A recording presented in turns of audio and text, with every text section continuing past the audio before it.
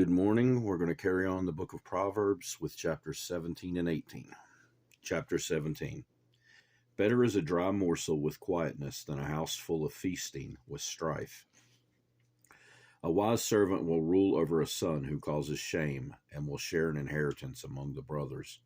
The refining pot is for silver and the furnace for gold, but the Lord tests the hearts. An evildoer gives heed to false lips. A liar listens eagerly to a spiteful tongue. He who mocks the poor reproaches his maker. He who is glad at calamity will not go unpunished. Children's children are the crown of old men, and the glory of children is their father. Excellent speech is not becoming to a fool, much less lying lips to a prince. A present is a precious stone in the eyes of its possessor. Wherever he turns, he prospers. He who covers a transgression seeks love, but he who repeats a matter separates friends. Rebuke is more effective for a wise man than 100 blows on a fool. An evil man seeks only rebellion, therefore a cruel messenger will be sent against him.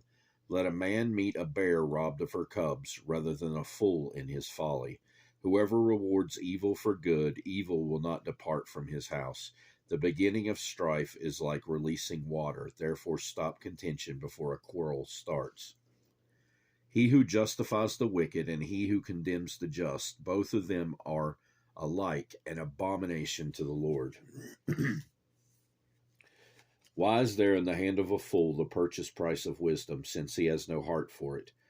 A friend loves at all times, and a brother is born for adversity. A man devoid of understanding shakes hands in a pledge and becomes surety for his friend. He who loves transgression loves strife, and he who exalts his gate seeks destruction. He who has a deceitful heart finds no good, and he who has a perverse tongue falls into evil. He who begets a scoffer does so to his sorrow, and the father of a fool has no joy. A merry heart does good like medicine, but a broken spirit dries the bones. A wicked man accepts a bribe behind the back to pervert the ways of justice.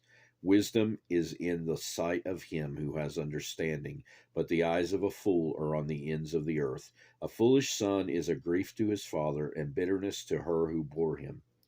Also, to punish the righteous is not good, nor to strike princes for their uprightness. He who has knowledge spares his words, and a man of understanding is of a calm spirit. Even a fool is counted wise when he holds his peace. When he shuts his lips, he is considered perceptive. Chapter 18. A man who isolates himself seeks his own desire. He rages against all wise judgment. A fool has no delight in understanding, but in expressing his own heart. When the wicked comes, contempt comes also, and with dishonor comes reproach. The words of a man's mouth are deep waters. The wellspring of wisdom is a flowing brook. It is not good to show partiality to the wicked or to overthrow the righteous in judgment. A fool's lips enter into contention, and his mouth calls for blows. A fool's mouth is his destruction, and his lips are the snare of his soul. The words of a talebearer are like tasty trifles, and they go down into the inmost body. He who is slothful in his work is a brother to him who is a great destroyer. The name of the Lord is a strong tower. The righteous run to it and are safe. The rich man's wealth is his strong city, and like a high wall in his own esteem. Before destruction, the heart of a man is haughty, and before honor is humility. He who answers a matter before he hears it, it is folly and shame to him. The spirit of a man will sustain him in sickness, but who can bear a broken spirit?